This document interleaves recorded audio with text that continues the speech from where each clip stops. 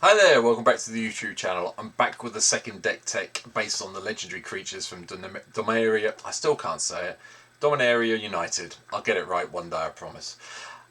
This is one of the legendary creatures I was really excited about when it was explored. I believe it's a box topper in the main set, and you can pick it up occasionally in the boosters as it comes through. Set boosters, I think. And obviously some of the other sets. I don't think it's in one of the Commander decks, but I was really excited for it. It really fits in with how I like to play Commander, as you've probably seen in some of my other videos. I have tried to change it a little bit differently. It's a little bit different to what's happening in the real world of EDH Rec. I haven't really looked at anything on EDH Rec at the moment for any of the new commanders, and I want to try and do my own take on them. So if you like what you see, hit the follow button, leave me a comment, tell me what you think. I'm filming this on the 3rd of September again, as I said in my other video. So we're in September on Twitch. If you can come and follow me on Twitch as well, I'm trying to get to 150 followers before my birthday, which is actually in a month today, so the 3rd of October. I can hit 150 before then. I'll be a really happy person. So if you've got time, just go and click the link and give me a follow. But let me talk about this deck. So now I've done all my blurb, let me introduce you to Torsten, founder of Benalia, 5 green and white for a 7/7 legendary human soldier. And when Torsten enters the battlefield, reveal the top 7 cards of your library.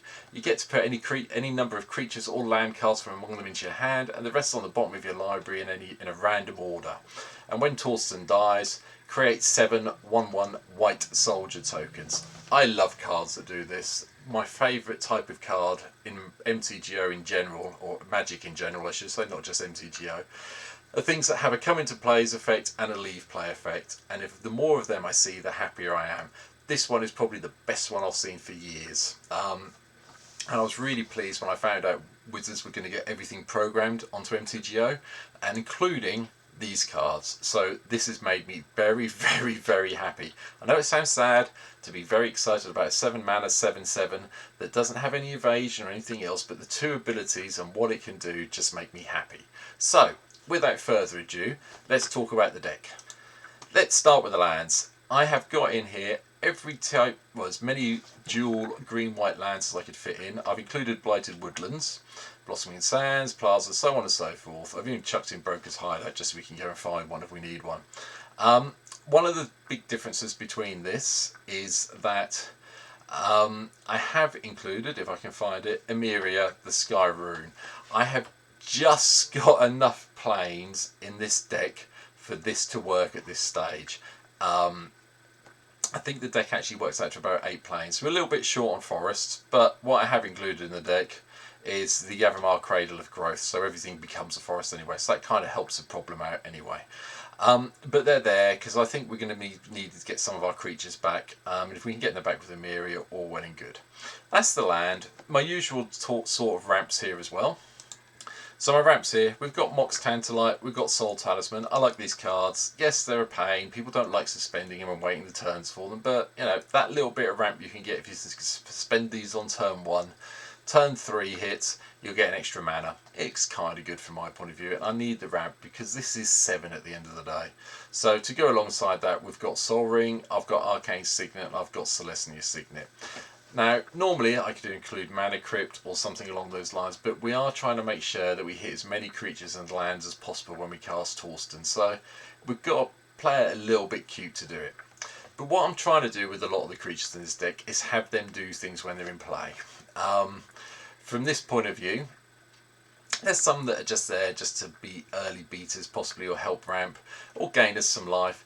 But most of the creatures have some ability you can either pay mana for, or they give you extra creatures when they come into play. Because at the end of the day, I decided to go heavily down the token route on this. It may not be the right build, I'm not saying it is at all.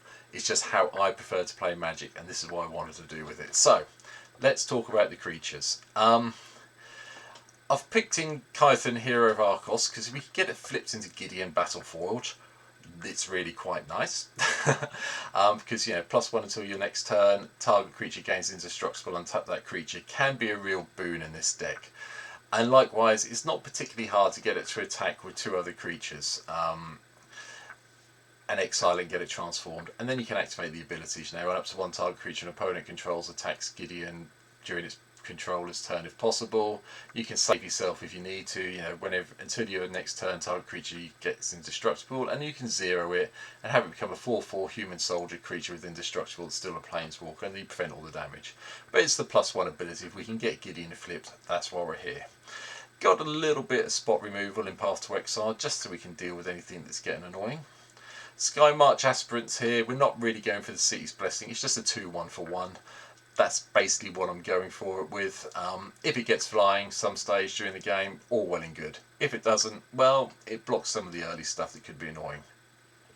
I've included Souls Warden, Souls Attendant, and the green version, Essence Warden.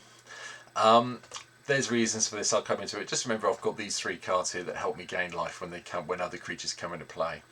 Avicen's Pilgrims here because it's kind of like an elf that taps for white, so let's have that in the deck as well.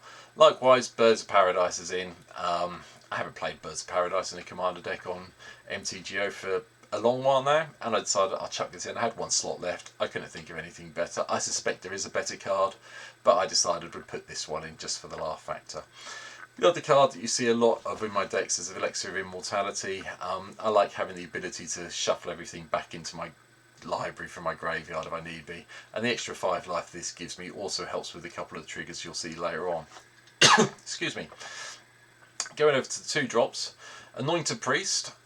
Whenever a creature token enters the battlefield under your control, you gain a life.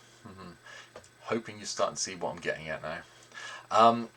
Sunholm Steward again is a 2/2 for 2. The first strike's nice, gives you a little bit of defense, and the mental ability's okay, but it's really just a 2/2. Again, it's another card that could be easily replaced by something you think's better, but I'm not trying to go down the competitive route. I could have put anything in this deck really at this stage. Can't think what I'm trying to think of at the moment, but you can replace it and it's there. Gala Greeters is in. We might as well have this in. You play creatures, it enters the battlefield, and don't remember, it's when another creature enters the battlefield, so it does trigger some of the token strategies I'm going with, which I'll come to in a minute. You can put a +1/+1 on it, get a treasure token, help ramp your life, help your mana, or you can gain a couple of life. Likewise, Prosperous Innkeeper's in as well. That gives you the treasure when it comes into play and gives you the life when creatures come in. Got Rampant Growth in, just to go and fetch a plains or a forest if we need it. And Imperius Soul of Accord. This is where it starts to get interesting. I decided that I was going to try and really do this with a token route. Yes, it's not that unusual in green-white. A lot of green-white decks have tokens. This may be a complete clone of something else you've seen recently. You're going, oh, what are you playing at? You're an idiot. Why are you doing this? I like this idea. I haven't seen it anywhere else yet. It may, by the time this video goes live in a couple of days, it may have been broken and someone's probably done something a lot better than this, but I decided to go down the token route. So all the creatures going forward have some ability to create tokens or make tokens when they enter the battlefield. Bear that in mind, or you'll see. Arcane Signet, Celestial Signet I talked about as the extra ramp.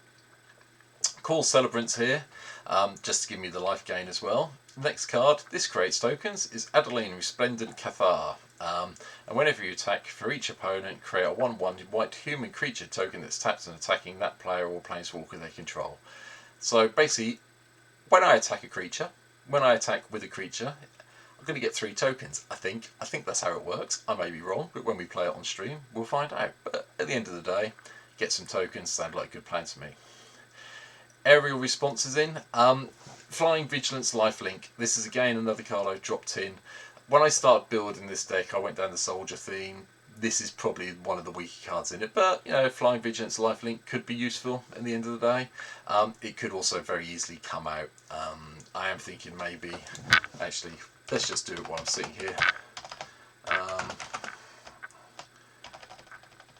Hold on, let's do Equip. Let's put that in. I'm sure they'll swear at me in a minute.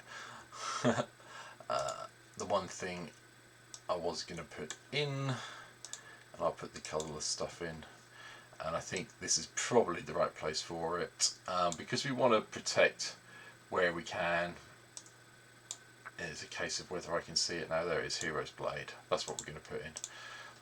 Might as well have this come in, and I'll sooner have that in over the aerial responders. So, you know, I do change my decks, I'm doing my videos. I'm not just the perfect person that some of the other players are, but, you know, hey-ho. Anyway, so we changed it now. Next card down, Growing Rights Immunotech. I have got Gaia's Cradle. You've seen it in some of the other decks. If you've seen the Joden one I did before this, you'll see I've got Gaia's Cradle in there. I decided to go with Growing Rights in here. Try and keep it down a little bit, because the Joden deck did get a little bit pricey when I priced it up on MTGO, so I bear in mind that. But Growing Rights seemed like a better plan for this deck. And then we want to get the creatures out. Hornet Nest is next. If you have ever blocked an 11/11 that doesn't have trample with Hornet's Nest in real life and seen the look of shock and horror on your opponent's face as you find 11 creature tokens, insect tokens to put in play that have flying and death touch, you'll know why I'm quite enjoying this card.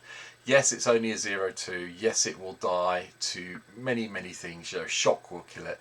But you've got to remember, when it's dealt damage, however much damage it dealt, you get that many 1/1 green insect tokens. So even if they shock it, you're still going to end up with 2 1/1 flyers with death touch, which is going to cause them problems. So bear it in mind.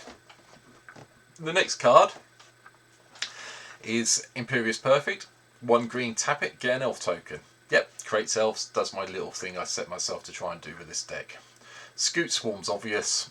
You've all seen it. It's all been kicking around standard. I know it's rotated out now, but most people have seen this in standard recently. And if we're going to get 6 or more lands, we just keep getting Scoot Swarms, and it gets really big very quickly with a lot of 1/1s kicking around. Search for Tomorrow's Inn as a bit of a ramp. I'm hoping I can suspend this on turn 1 or turn 2, just so I can ramp up that little bit quicker. Likewise, Trudge Gardens here.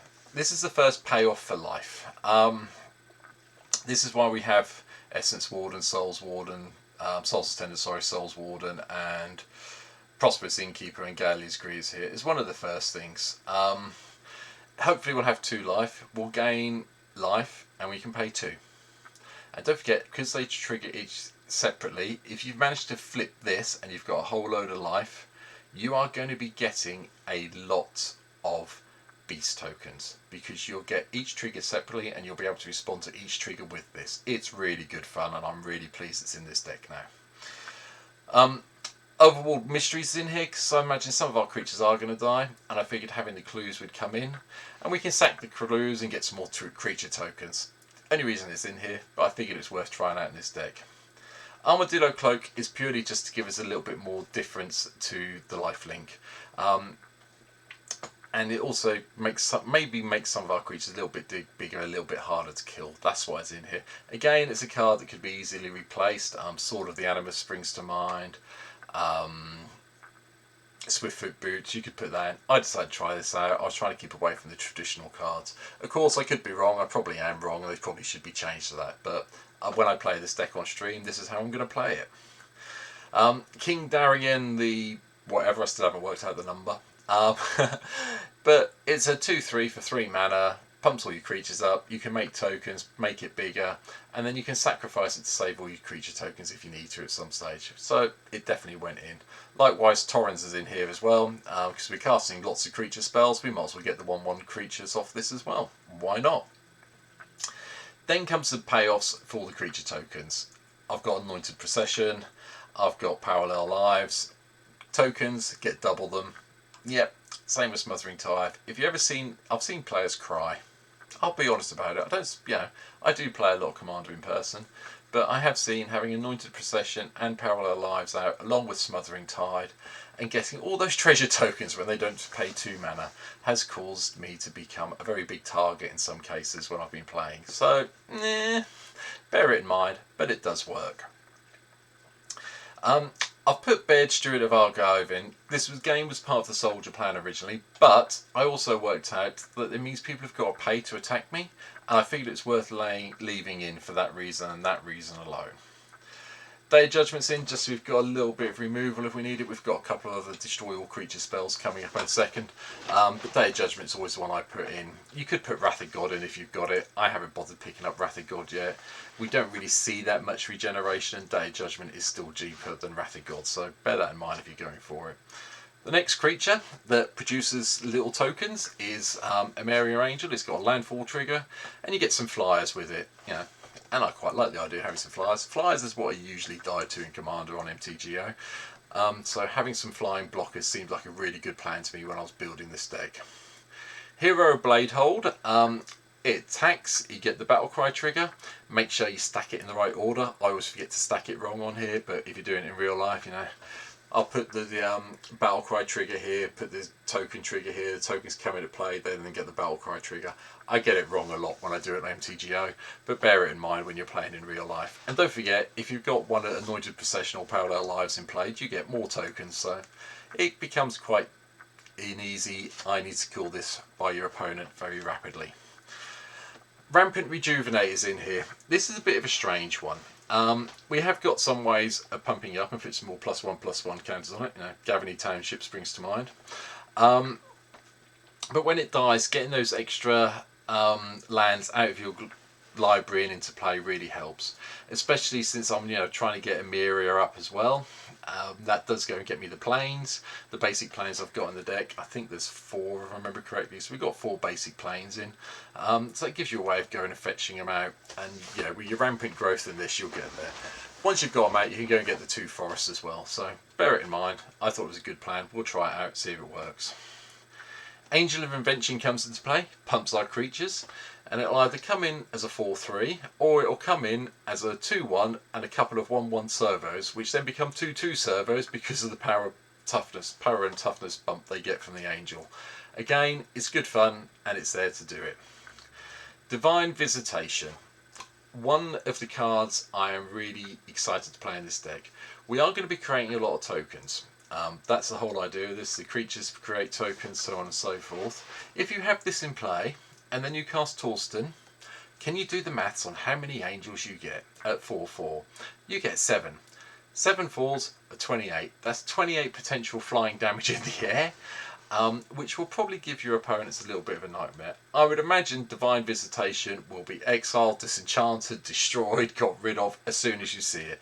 But if you can even just get a couple of tokens off it and get those angels, your opponents are going to be in a little bit of world and hurt with the flying and vigilance upside of them. Doomscars here. This will get full-tailed quite easily early on in the game and then played when we need it. But again, it's the only other real Wrath of God effect we've got after Day of Judgment. I've included God Eternal or Ketra.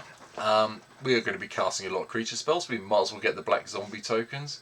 But at the end of the day, if we've got Divine Visitation in play, we can have them as angels, which is better. Plus the fact that when this dies or is exiled, you get to put it back in your library. So it comes back and it's really hard for your opponent to deal with. Skyspell Cavalry is a throwback to when I was doing the whole soldiers thing. I am literally, as we're sitting here doing this video, I'm going to take it out right now. And I am actually going to go and put in, if I can find my Swift Foot Boots, I've just decided I'm going to put it in. There you go, there's one. We'll chuck that one in. I've decided against that card entirely, so we've got Swift Foot Boots in now. There's nothing down here. Okay. On Charge of Tresk is in here. It gives us the Monarch ability, which I thought was quite good, and it gives us the ability to block an additional creature. Again, it was part of the soldier thing. It is still something I'm going to keep in, I think, for the time being and see how it goes. It may be one of the cards that comes out quite rapidly, and you might see it turned into something else that's an equipment. But at the moment, we'll keep it in and see how it goes. Thragtusk gives us 5 life when it comes into play. When it leaves play, we get a 3/3 beast that could become a 4/4 angel, or could become several 3/3 beasts because of anointed procession and parallel lives. Bear it in mind, the life gain is quite good, and 5/3, and it's a traditional card. I like a little bit of tradition in my decks. We've got Trostani, Discordant in here. You could play the other version of Trostani. I played this one purely because it pumps my creatures up, and it gives us a couple of creatures as well when it comes into play. But the other thing I've noticed is people are starting to nick creatures in MTGO. There's been a few spells recently I've been playing the games. People have nicked my creatures, put them into play under their control. At least if we've got this in play, we get them back at the end of our turn. Hopefully untapped, but if not, we've got them back ready to use on the next turn. Magier's in here. You saw this probably in the Joden deck I did earlier, but again, land comes into play. I really should say land for put a 1/1 white human creature warrior token into play, but whenever land enters the battlefield under your control, create a 1/1. So it's a little bit expensive. It's 5 mana, but it does pump all other creatures by giving them +1/+1, and at the end of the day, you play a land most turns, you'd hope, and you get to get a human for it, so let's go for it. Austere Command is a different version of Wrath. I put this in purely because a lot of our key creatures tend to be down here somewhere. Hornet's Nest, Scoot Swarm, the things I think are going to win the game are going to be here.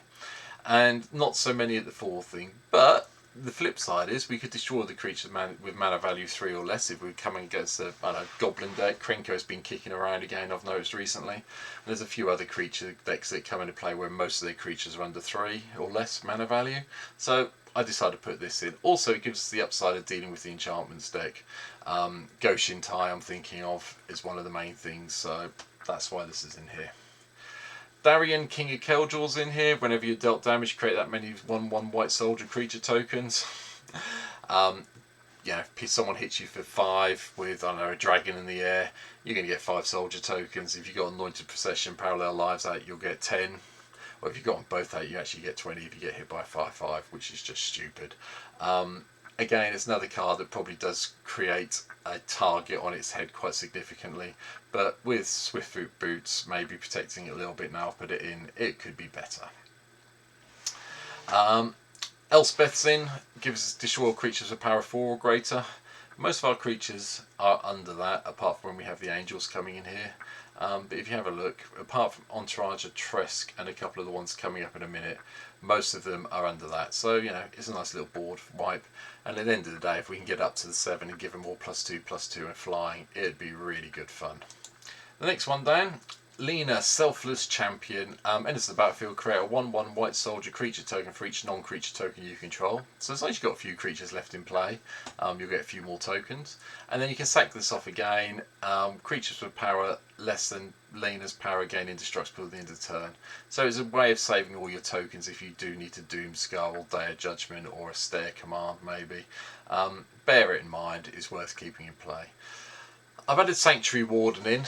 I'm not sure why, but I wanted to play with some new Capenna cards in the deck. And having this come into play and having the counters on it so we create citizen tokens, draw cards, seemed like a reasonable idea for 6 mana. We'll see how it goes. I'm not convinced. Valkyrie Harbinger's here. We're going to hopefully be gaining at least 4 life a turn, and when this is in play, that means we're getting an angel automatically. We don't need to upgrade it with Divine Visitation, and if we've got the other cards in play, getting a couple of angels is a really good idea. So that's why that's here, really. There's no other reason to it. Rampaging Baloth, same idea. This one's actually got the landfall trigger that our dear other card should have. Madja. But they didn't want to put it in Kaldheim apparently, so hey hum. But landfall for this one gives us a 4/4 beast. Again, Divine Visitation turns it into an angel, but even if you just get 4/4 beasts, it's all well and good. Tovalar's Huntmaster stroke pack leaders in the deck.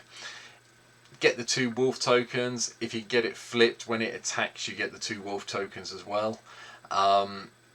Yeah, why not? And then you can always, use some of the mana you may have floating around off the back of Growing Rites of Immunotech. I was trying to remember the name, which is why I went a bit weird there, sorry. You can always use some of the 2/2 wolves to fight other things you don't want to see. Bear it in mind. Armada Worm's in. It doesn't do anything. It just comes into play and gives itself a 5/5 worm token as well. I figured it's worth playing in here. Yes, 6 mana's a lot. Yes, you can replace it quite happily with something else. I wouldn't be surprised if you're playing this deck and you did. But at the end of the day, it's Armada Worm. It's a traditional creature. I really enjoyed it from, I think it was original Return to Ravnica. So why not have it in? The last creature that creates tokens is Hornet Queen. Again, it's the insect creatures with death touch and flying, a bit like our dear friend down here. Where have I put it now? Where's Hornet Nest? There you go. Same creatures you get, but Hornet Queen does it itself as well. At 7 mana it's expensive, but 7 mana you get 6 mana worth of flying stuff with death touch. 6 power, not mana value. 6 power worth of creatures with death touch and flying. It seems like it's worth it for 7 mana to me, hence why it's here. The last 2 cards are a little bit different. They are basically here to create tokens. March of the Multitude you can do at the end of the turn before it's your turn, and hopefully get a whole load of white soldier tokens. And you're really hoping you can have Anointed Procession, Power of Their Lives, Angel Invention, Divine Visitation, sorry, in play when you cast this, just so you get them into angels. Likewise, Decree of Justice is in here for the cycling ability. Yes, if you've got a point where you've got loads of mana sitting around, you've got nothing else to do, you can cast it and get a couple of angel tokens, but you're probably much better off paying 3 mana and tapping the rest of your mana to get all those 1/1 white soldier creature tokens, especially again if you've got Divine Visitation in play. Is it a good deck? I don't know. Am I happy this card's here? Yeah, I think you can all tell by the smile on my face I'm happy that Torsten's made it onto MTGO. I am really excited to play this on stream. We've got a couple of things happening on stream over this week. There's a special night we're doing on the 6th of September where we're just playing decks that have no instants of sorceries. That was a challenge from one of the people who follow me on the stream. So that'll be happening, but we'll start hitting the commanders from Dominaria United as soon as possible on the stream. I would imagine something around the 8th will probably be the first night we do it properly. But thanks for watching this. As I said at the start, it's September on Twitch. I'd really love it if you could just go and give me a follow on Twitch. Head down below, click the link, just follow me. If you've got an Amazon Prime subscription you're not using on anyone else, I'm not going to say no to it, but I'd sooner have the followers. Like I say, I'm recording this on the 3rd of September. I'm hoping that by the 3rd of October, which is my birthday, I'm not going to say how old I am, I get 150 followers. As I record this at the moment, I'm at 107, so another 43 of you. If you can do it, I'd appreciate it. I'd also love it if you could hit the follow button here on YouTube. I know getting up to 1,000 followers on YouTube is a real challenge, and I realise that, but if people could come and do it, I'd really appreciate it. Just hit the follow button, leave me some comments, talk to me. For some reason my videos haven't been picked up, and I'm hoping that doing this whole load of stuff on Dominaria United will help me get me back up my views again, so please do that. But anyway, that's the end of me begging. I'd like to thank you for taking your, 25 minutes, 26 minutes to watch this video, and hopefully I'll see you on my Twitch stream very soon in the future. But for now, take care, goodbye, see you in the next video.